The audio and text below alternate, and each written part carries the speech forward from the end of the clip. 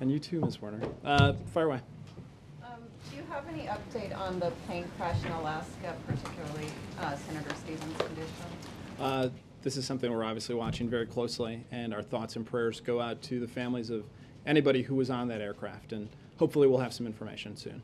So you don't know Senator Stevens' status? I don't. And has the president been briefed on the crash? I'm not 100% sure on that. I will let you know. Okay, on another topic, on Robert Gibbs's comments on the professional left, can you explain why it's helpful to the White House or to Democrats for him to be insulting progressives who helped get the president elected in that way? Well, I think what Gibbs was doing was having one conversation with one reporter, and in response to some questions about frustration, just answered honestly. I don't think that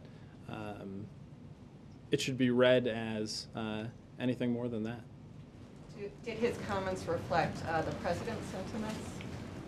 Well, I think you watch the coverage. We all watch the coverage and read it. And when you look at some of the things that this administration has been able to do, from ending the combat mission in Iraq to comprehensive health care reform to equal pay, equal pay to financial regulatory reform, to what we're doing today to save 160,000 teacher jobs. Is there ever some frustration from anyone who works in this building about the way it's being covered? Sure, but that doesn't distract us from the very serious work that we've got to do to keep the American people safe and keep the American economy growing. So I would just say that our focus today isn't one article in a Hill publication. It's what the president's doing to strengthen the economy. But the president, during the campaign, had made a couple of comments, at least once, asking Democrats to hold him accountable when he became president. So how is that not what the left is doing through this criticism? The president absolutely thinks that he should be held accountable, and at a very high standard. And if you look at the things that we've been able to accomplish in just the first 20 months of this administration, he thinks that, by any standard, he's done a lot to advance a lot of the goals that Americans as a whole have had for, in some cases, 100 years when it comes to comprehensive health care reform. So I would say that the president is not backing away from a desire to be held to a high standard. Karen? Bill, just a follow-on the professional left comment. Has Gibbs reached out to anybody in the Democratic Party to sort of explain what he was getting at with the comment? Not that I know of. Moving on to the aid to states, the president made a pitch for that, and it does seem like it's probably going to pass. So he's got that. He's got the extension of unemployment insurance, and yet the numbers are still pretty weak on the economy. There are concerns among some that more needs to be done. And I'm just wondering, are there ideas in the works? Is there a feeling that there's just time needed to let these actions take effect, or do you feel that there's a need for something more? There's not a person at this White House, including the president, who's complacent with the progress that we've made on the economy. Today was a very important step, but the president thinks that there's a lot more that we need to do.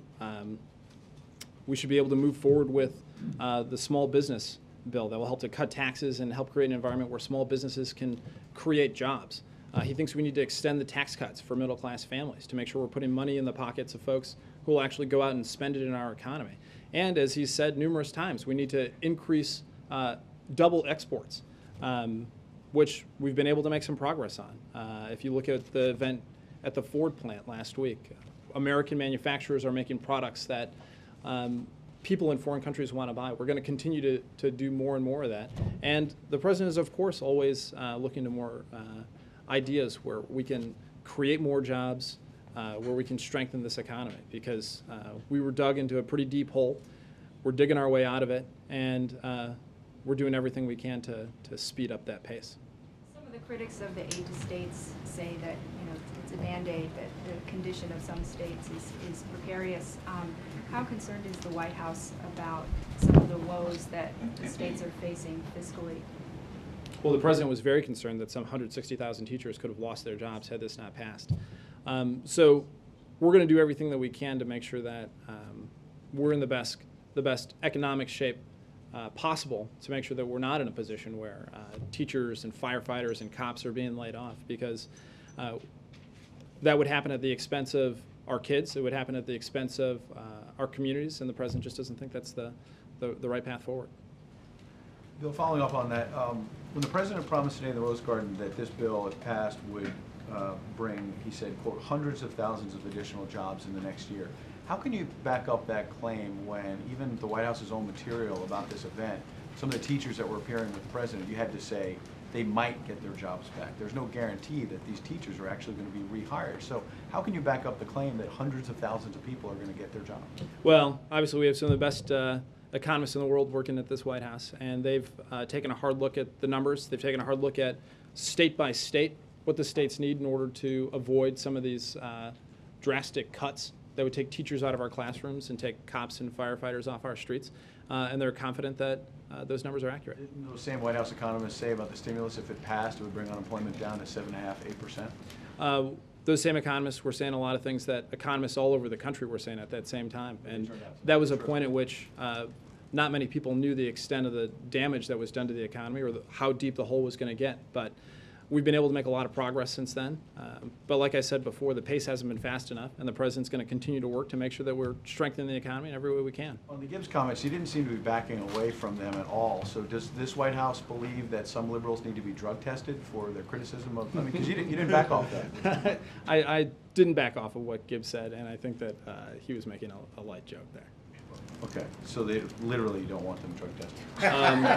I don't know if you have time later on today or a syringe, I'm but part of the professional left. But. you can be a part of the drug testing. WikiLeaks, Daily Beast is reporting. Speaking of drug testing, WikiLeaks. But in all seriousness, WikiLeaks, Daily Beast is reporting that this administration is pressing some key allies like Britain, Australia, Germany, to launch their own investigations of WikiLeaks, open criminal investigations of its founder. Why is the White House expanding this? Is there a fear that more memos are coming out? What's the thinking on this? I'm not familiar with the government pressing other nations to press criminal charges. This is obviously, no. What I said was that I wasn't familiar with that. So what obviously this was a very serious breach. And as we've said before, it put lives in danger, and we're conducting our own investigation here in the United States government. But anything like that's happening government to government, I can check on that for you. Very last thing, Charlie Rangel today took to the House floor and complained that some fellow Democrats even were trying to push him out before, he's had a fair day, he believes, in court. And he basically said, take your best shot and push for expulsion if you want, but you're not going to tell me to resign just to make Democrats more comfortable. The president was one of those people in recent days who seemed to be trying to ease Charlie Rangel out in his comments to CBS a few days ago. Does he have any regrets about trying to push Charlie Rangel out before he really has a chance to answer these charges? Well, for starters, I saw Charlie Rangel was speaking. They were carrying it live on cable, but I didn't hear everything that he had to say, so I can't speak specifically to what he said. But as the White House has said before, as the president has said before, there is a bipartisan process in place that's working its way forward, and we're just not going to be in the business of prejudging the process they're going through to answer what are some pretty serious questions. Like I said earlier today, what we're focused on today. It would be good for Charlie Rangel to end his career with some dignity. Wasn't that no, and this has been addressed before.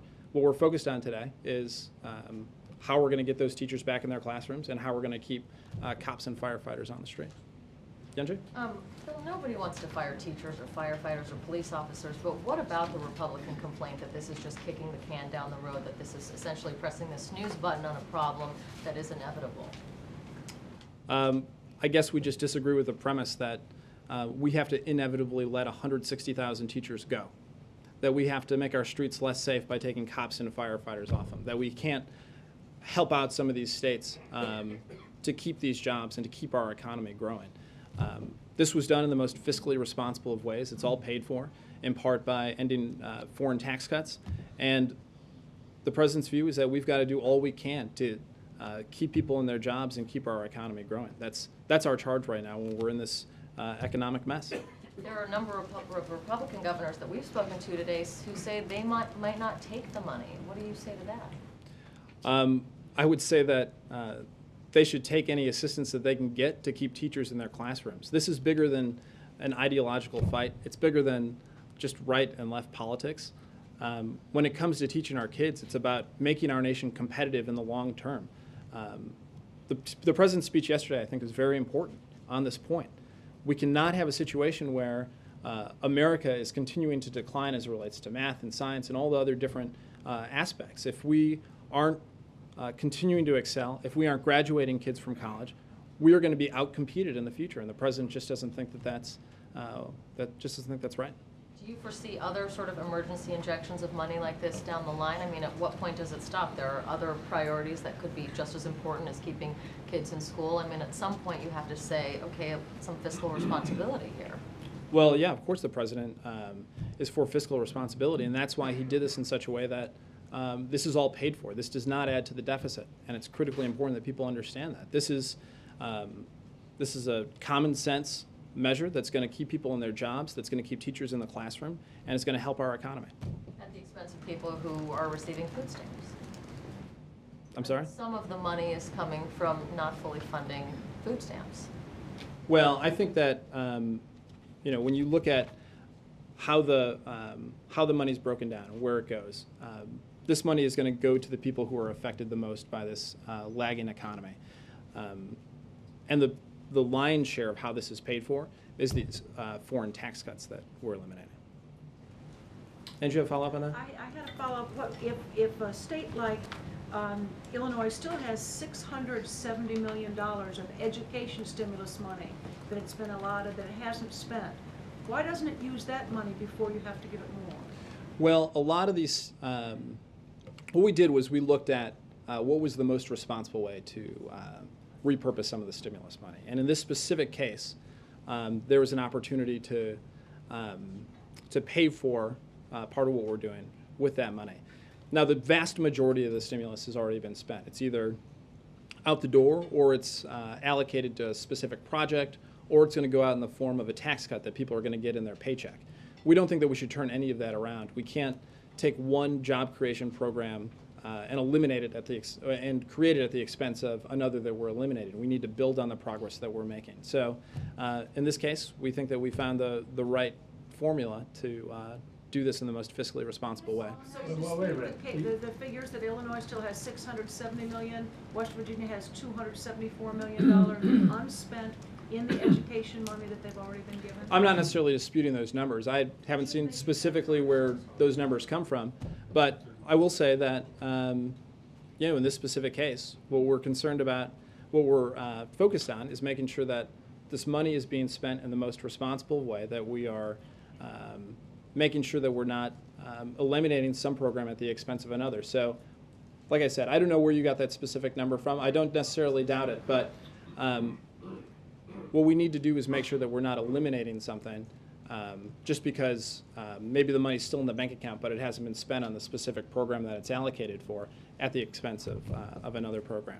The numbers. Sorry, real quick, you guys have opposed redirecting the stimulus money in the past. I'm just wondering, so what's changed in this instance? I mean, there have been efforts on both sides of the aisle to pay for unemployment benefits, a bunch of other stuff in the past using stimulus funds, and you guys have resisted that. I'm just wondering why. Right, and I think I just addressed that, and that's that in this specific instance, we thought that we found a way to spend this money on a new program that would help to build on the success that we've had. But like I said, most of the money is either gone or allocated, and there aren't going to be a lot of opportunities for something like that in the future. But those Bill? numbers are part of the reason that your critics are saying that maybe this money that is being appropriated today isn't all needed, and that you're doing this primarily to please the teachers' unions in advance of November elections. I would say that that is an awfully cynical take on what we're doing, which we think is Which is a money out critical. there that hasn't been used and could be for these teacher salaries and municipal Bill, salaries? if teachers are being laid off, it's not because there's extra money around that they could just put towards those teachers and stick them in those jobs. Teachers are being laid off because states are in economic crises. And what the president is doing here is everything that he can to make sure that teachers stay in these classrooms, that firefighters and cops stay on the streets, and that our economy keeps growing. But this is I would urge you not to think that this is by any means anything other than exactly what it is. When Gibbs made his comment about, when the president rather made his comment about Charlie Rangel, he did seem to be suggesting that he ought to retire with dignity. And it was taken that way by many of us. And does he express any further opinion on the fact that Mr. Rangel isn't ready to retire yet? With the president, I think the president's words speak for themselves. Yeah, we do too. And I talked about this right afterwards. And like we said, we're not prejudging the outcome of this bipartisan process. The president was asked a question, he answered it, and I've made crystal clear on numerous occasions that we're not prejudging that process. Reaction to the House passed Board of Security measure today, and does the president think this shows the Democrats' commitment to border security that Republicans feel has been lacking? Well, what I can tell you is that there's likely nothing that the president's going to do that is going to silence all the critics when it comes to the border. But what I will say is that the president has put more assets on the border than have ever been there before. But that immigration as an issue needs to be addressed in a comprehensive fashion, and that's exactly what he's been working to do with both Democrats and Republicans. And unfortunately, without the sort of Republican support that would be necessary in order to move it forward. Would you expect that the passage of this bill will increase Republican support for comprehensive immigration reform? You'd have to ask Republicans. On Secretary Gates' announcement yesterday, Yeah. the president commit the savings in the Pentagon's budget, such as they are, to reducing the deficit? Would he basically place those savings off limits for increased spending? I don't know exactly how those monies are going to be allocated. That's something we can probably get back to you on. But, you know, the president thinks that Secretary Gates has been pretty courageous in making pretty tough choices as it relates to finding ways to modernize our nation's defenses, but do it in the most fiscally responsible of ways. It's something we've got to do across this government. It's an effort that the president has started and is continuing. And but on the specific question, I think we'll get Well, back I to mean, it's in the spirit of the fiscal responsibility that I would ask, you know, whether the No, money I saved- understand the question that you're asking, and I'm telling you that if there's a specific allocation for that, we'll get back to you. What was Robert's definition of the professional left? I think that the way I took it, and having spoken with Robert a couple times today, I think he was just talking about folks who mostly live in this town and talking cable TV. You want to address Robert's absence today to conspiracy theorists that are going to be out there, considering he has been a topic of question? Yeah, sure. It has nothing to do with this. The problem is that drug makers have not found a Sudafed strong enough for Robert Gibbs, and so he's sitting upstairs, probably watching me talk to you with a sore throat and the sniffles. And I won't think it's Charlie Rangel. Going on the Charlie Rangel situation, Congressman Rangel directly quoted the president, the word dignity, 3 different times, and he said, to him, a dignified exit would be expulsion from Congress. It was a not so subtle reference to the president's quotes. Is that a fair is Congressman Rangel interpreting the president's Like I said, commentary? I saw that he was talking, but I didn't hear a thing that he said. So I'm just not qualified to speak. I appreciate that. Can I follow? One more. Sorry, Chair, just me. Can you guys work No, this go ahead, out go ahead. among yourselves? We did it. Yes, sir. You know what? She doesn't work this morning, and now she wants to jump in. Oh my God. Keep this at home. No, go ahead. You had a follow. No. I was just gonna say, you guys keep saying on Rangel that the words speak for themselves, what the president said, but I can think of at least 2 differing, widely divergent interpretations of what the president said. So why not just be clear about it? Did he mean to call for Rangel to resign? No, I've been clear about this, numerous times before, and even today. There's a process in place, and in that bipartisan process, serious questions are being asked and answered about some charges that have been leveled against Congressman Rangel. The president's view is that we're not going to prejudge that process. The president came out to the Rose Garden today to talk about education funding. I assume the White House was not expecting Congressman Rangel to spend an hour on the House floor talking about Congressman Rangel rather than about education funding. If he checked his speaking schedule with anybody here, I don't know about it. On stimulus, you guys have made a big deal about the fact that you guys are paying for this $26 billion. increase. Yep. You guys are going to push for an extension of at least the middle class tax cut. Are you committed to pay-go in that process? I don't have anything new for you. I know that this has been discussed at length in this room, but I don't have anything new for you on that. So you guys haven't made a decision about whether extending the middle class tax cut should be paid for? I'm just not going to break any news on that for you today. Tommy? All right. I have His three. hand was up. Yeah. Weird. Waiting like a I have three lemming. questions on the professional. On the professional left, I've been watching Robert's Twitter feed all morning, and it's pretty intense. The reaction. Is he aware of that, and what's his reaction to that? Does he think they're being a bunch of crybabies, or does he feel bad about it? I'll be honest, and I don't have anything on Gibbs's reaction to his Twitter feed today. Well, the second question is one of the criticisms I've been reading is that with regard to the professional left, that in issues like Shirley Sherrod, Acorn, Van Jones, that the administration seems to be more responsive to the professional right than the professional left. Do you have any response to that sort of criticism? It's sort of an existential question, and I think what the president's most responsive to are the needs of our country. That's what you see he's doing today. He's focused on, how do we grow our economy? How do we educate our kids? It's, I wouldn't say that that's particularly right or left. And finally, was the president angry about the uproar surrounding Michelle's trip to Spain? Did he express any anger? Not that I know of. Cheryl? A couple of things. Looking ahead to the Panama City trip Yeah. this weekend, what can you tell us about what the president and his family will do there? And since we're on the topic of vacations, why only one night? Well, I checked into the itinerary right before I came out here just to see if there's anything new, and unfortunately I don't have anything to announce for you. Hopefully later in the week we'll have more about what they'll be doing in and around Panama City. There's still plans for a public event. We were told some public event, what Robert said last week. Yeah, I don't think that that's changed, but I don't have any specific itinerary information. The whole family is going? Is that correct? I don't know. I'm not sure if one of the daughters is back from camp just yet. Will the president do any politicking in Florida? No, there's Going no next plan for week that. There's no plan for that. But next week on the 18th, he'll be down there for a fundraiser for the Florida Democratic Party that'll help all the candidates in the state.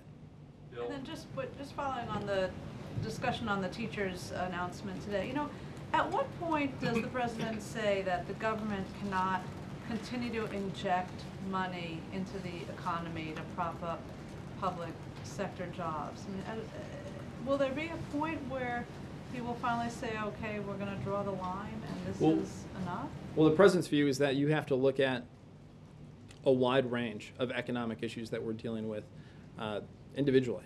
And in individual cases, if there's opportunities for us in a fiscally responsible way to inject some money and save some jobs, the president's going to want to keep doing that if it's possible. But if people are promoting methods that aren't fiscally responsible, he won't be supportive of that.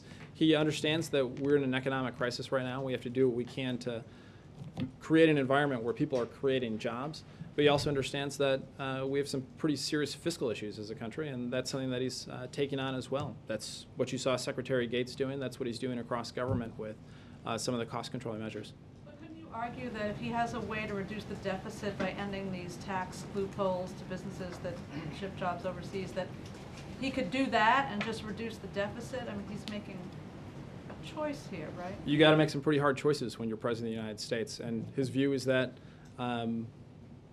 there are dollars, if there are dollars that can be fiscally responsibly spent in order to save or create jobs, if there's ways that we can improve our economic outlook, if there's things that we can do to help an industry be more successful, then we've got to look at all the means at our disposal in order to grow our economy. So possible we'll see more steps like this? It's possible you'll see a lot more steps where the president tries to save and create jobs. Back to the question about the frustration inside the White House that you talked about with the I guess the professional left. You sort of danced around the question of the president himself. and said are there people in this building who are frustrated? Sure. Do you know if the president himself is upset with and frustrated, like Gibbs apparently was, with people on the left not acknowledging how many victories, how many accomplishments this president has made? Well, a couple things on this. For one, I think it's possible to overstate this conversation that Gibbs had with a reporter, and two, that to overall just overstate the importance of this conversation. And sometimes in this room, a lot of people can ask questions about something, and it seems like there's this upswell of interest or importance of an issue. But in this case, in this very specific issue that you asked about, what I said in response to the question was that, yeah, every single person in this building, including the one who lives here, at times can be frustrated with the way some of the things are covered here. But it's pretty minor compared to the hard work that we're actually doing and the commitment we have here at this White House, starting with the President of the United States, to stay focused on the things that are important to this country, namely keeping the American people safe and building this economy. And so, regardless of the questions about this, regardless of the impact of the article, we're going to keep focused on the things that are important to the American people.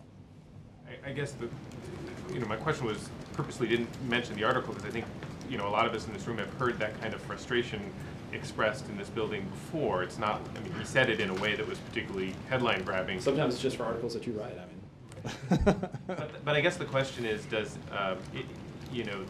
that frustration building as you get closer to the elections, that the string of things that I think you even mentioned in your answer the first time of things that you guys have accomplished, that is not appreciated enough by the people who helped the president get elected? I would say that any level of frustration that anybody here in this White House has is extraordinarily minimal compared to the focus that people have on the work that they're doing.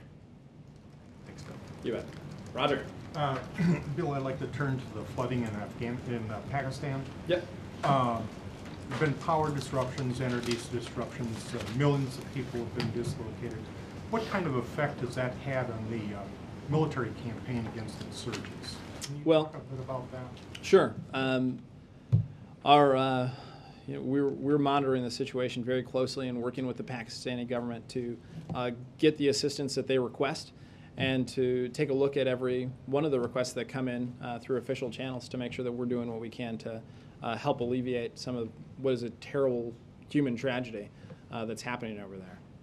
As it relates to the armed insurgency, our relationship with Pakistan is much bigger than just what we do in the fight against insurgents, and we certainly hope that they're not using this opportunity to inflict even more pain on the people of Pakistan.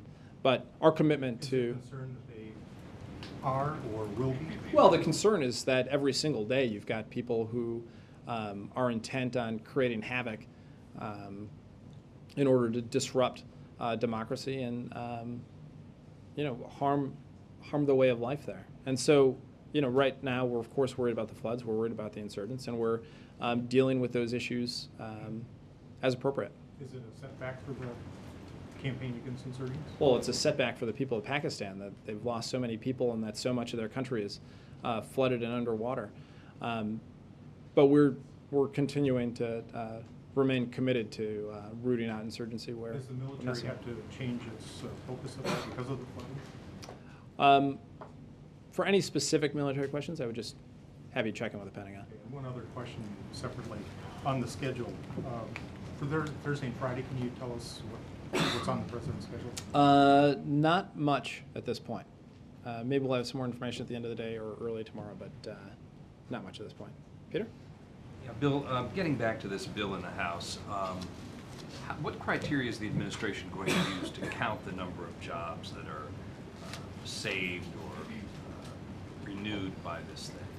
I don't have the specific ways by which they are counting saved and created jobs, but if there's anything on the math behind that, I'm sure Amy Brundage would love to talk to you afterwards. So are they going to be lumped in with some of the numbers you've tossed around on the jobs under the stimulus plan?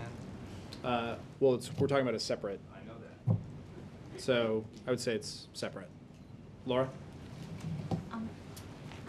On border security, as you know, governors on the border have repeatedly asked, most recently yesterday, for more troops, more National Guard troops on the border, and the administration has responded with a list of what it characterizes as an aggressive action of its own. Is the reason for not putting more troops on the border because you don't think they're needed, or is it because they just can't afford to do more at this point? Well, just I would start by saying that, as you said, the president has done quite a bit to increase the assets of the government at the border. That includes troops. It includes technology and all sorts of other things that we're doing to make sure that the border is as secure as possible. We're in constant consultation with the state governments along the border and working as we can to make sure that we're doing what's necessary and to make sure that we're responsive to their requests. Why not grant the request for additional troops? Is it because they aren't needed, or is it just not? Is that they just not available, or some other reason? I think that it's not as simple as just saying, what are we doing on one specific request? We're looking at this issue a little more comprehensively than that, and Secretary Napolitano and the other folks who are involved with Homeland Security are making sure that, like I said, we're responsive and we're doing what's necessary to secure the border. And just one question on the relationship with the progressive community. This article aside, what do you think the reason... Would you have asked this question if there was no article? It's hard to say. That's hypothetical. I don't engage in hypotheticals. Way to go, Laura.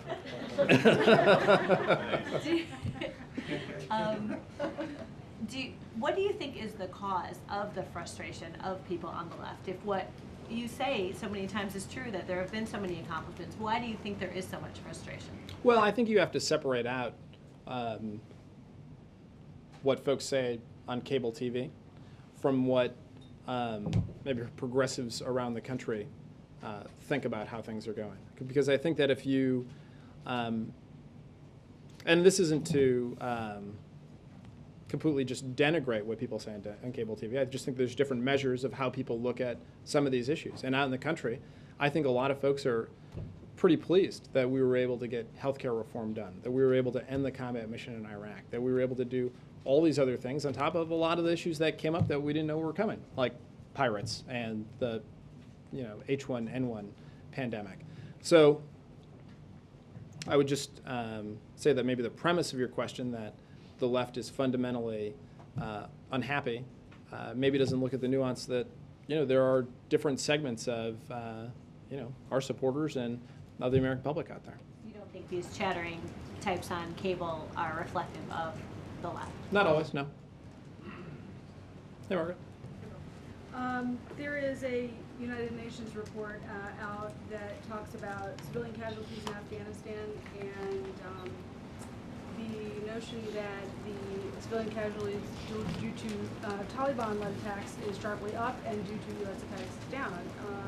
And I'm wondering whether the administration thinks that that is a message that will have any political repercussions among the Afghan people, and what you think they will be, and how you, if you do intend to try to publicize that message, how?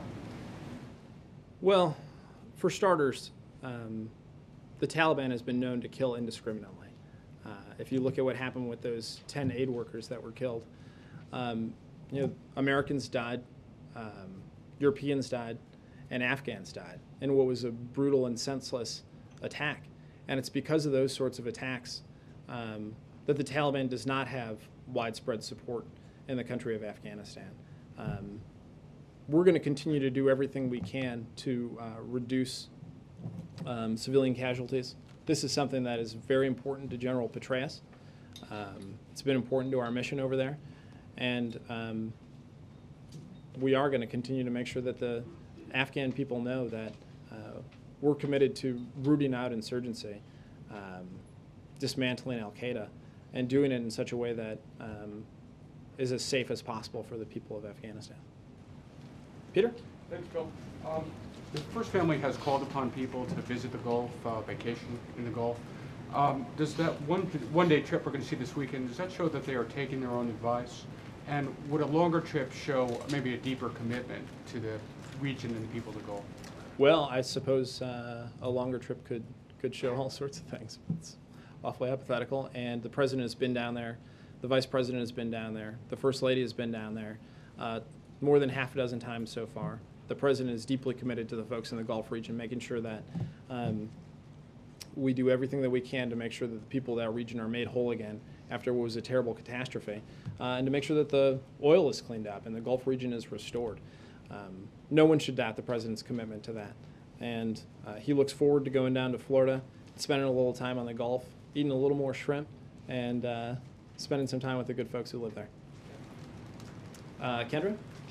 Yesterday, David Axelrod said he was sure Michelle Obama would be hitting the campaign trail for midterms. And I'm wondering, is she picking candidates she wants to support? Is the West Wing advising her? And what her fall schedule will sort of look like? It's not set. Any scheduling of the First Lady would happen in conjunction with what the president is going to do, what the vice president is going to do. But that's not quite put together just yet. Ken? I wanted to take one more crack at the Rangel ethics issue. It's pretty clear from his remarks today that he's feeling some heat from members of your party, Bill. And even though you have repeated the line here that you want the process to go forward, I'm wondering if you could maybe give us an idea what the position of the White House is on other Democrats trying to force Charlie out. As you know, they say that he is a political, or they fear that he's going to become a political liability, and he's behaving selfishly. And conversely, as we now know, Charlie Rangel happens to think that members of the Democratic Party are also behaving selfishly and trying to force him out. What's the White House's position on Democrats putting pressure on Democrats?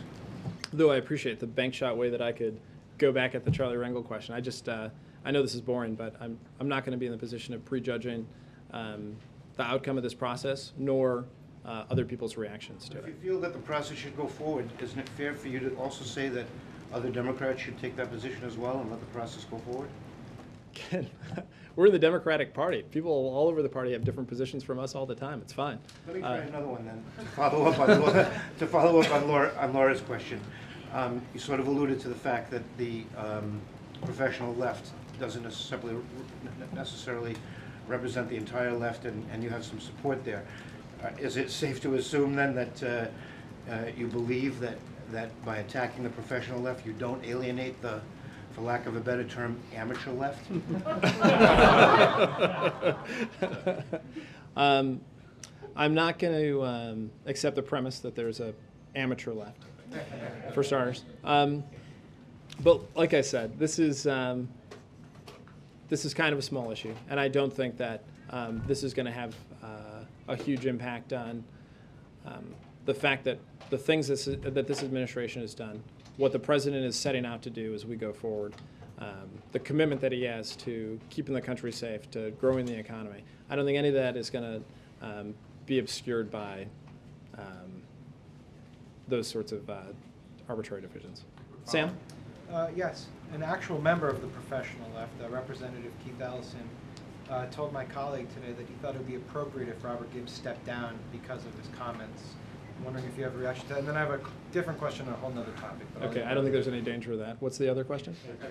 The other question was, tonight there was a vote, obviously, in the Democratic primary in Colorado. This White House, in addition to the DSCC, have been very adamant in backing Senator Michael Bennet. If you were to lose tonight, how would that not be interpreted as, I don't know, hypothetical, brother. You're shaking your head. I haven't even finished the question. I know. You already started out with a conditional tense of a verb, but keep going. Well, I guess I'll go to a different topic Okay. then if you're not going to do that. Yeah. Okay, last one. A week ago, Robert Gibbs said he didn't want to weigh in on the mosque issue in New York. He said it was too local of an issue for the White House to weigh in on. But we've now had national figures from both parties, including the majority of potential presidential candidates from the Republican Party, weigh in on this very issue.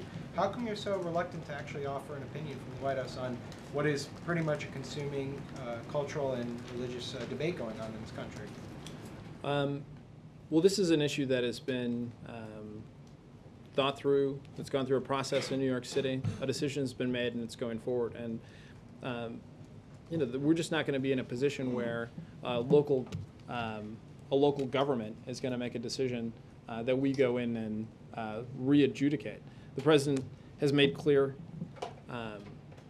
that we are not at war with Islam, and that we can have these sorts of discussions well within the traditions of openness and religious freedom that our country is based on. Are those discussions moving beyond those boundaries of openness? Are you worried about the anti-Muslim, anti-Islamic rhetoric that's been sort of brought out by this debate?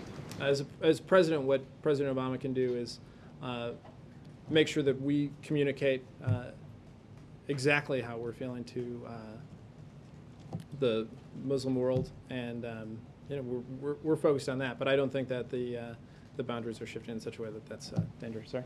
In a similar vein, does or will the president have a message for the world's Muslims as they begin their holy month of Ramadan? And is this an opportunity for the administration to continue its outreach? We generally put out a statement, so yeah, I'm pretty sure that there will be a message that goes out. Yep.